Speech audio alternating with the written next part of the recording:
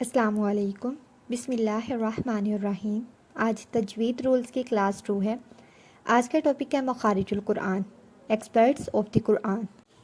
مخارج جنہیں ایکسپینڈیچر کہتے ہیں، تو مخرج کی تعریف کو دیکھ لیتے ہیں۔ ڈیفینیشن آف ایکسپوننٹ، حرف کے نکلنے کی جگہ کو مخرج کہتے ہیں۔ پہلے ہم اس کو انگلش میں ٹرانسلیٹ کر لیتے ہیں۔ The place of exist of the letter is called مخارج۔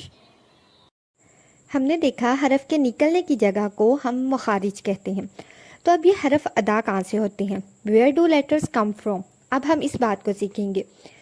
تو جو حروف ہوتے ہیں، جو 29 الفابیٹس ہوتے ہیں حروف تہجی، ان کو ہم مختلف حصوں سے، اپنے منہ کے مختلف حصوں سے ادا کرتے ہیں۔ ان میں بہت سے پارٹس آ جاتے ہیں، لائک حلق، زبان، منہ کا خلا، ہونٹ اور خشوم۔ ایسے ہی 17 جگہیں ہیں جہاں سے ہم 29 ورڈز جو ہیں حروف تہجی کے، وہ پروناؤنس کر سکتے ہیں یا ادا کرتے ہیں۔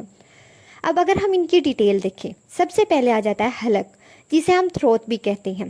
اب یہ کون سا پارٹ ہوتا ہے؟ یہ وہ پارٹ ہے ہماری باڈی کا جو کہ گردن کہلاتی ہے۔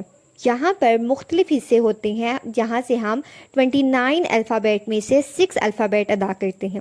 اس کے بعد زبان، ہم جو الفابیٹ پروناؤنس کرتے ہیں اس میں زبان سب سے امپورٹنٹ کریکٹر ہے، وہ بہت امپورٹنٹ رول پلے کرتی ہے۔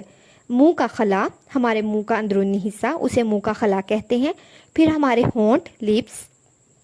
ایٹ دی اینڈ خشوم، خشوم ہوتا ہے نوز کا انر پارٹ، ٹھیک ہے؟ ناک کے بانسے کو نوز کا انر پارٹ ہم لوگ کہتے ہیں۔ جو 2 پارٹس ہوتے ہیں وہاں سے بھی کچھ حروف ہمارے ادا ہوتے ہیں۔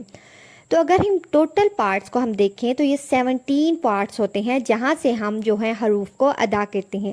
وہ 17 جو پارٹس ہیں ان کو کس طرح پروناؤنس کرتے ہیں، ہمیں ان کے متعلق کس طرح پتہ لگے گا، وہ آپ کو نیکسٹ کلاسز میں آہستہ آہستہ علم ہو جائے گا۔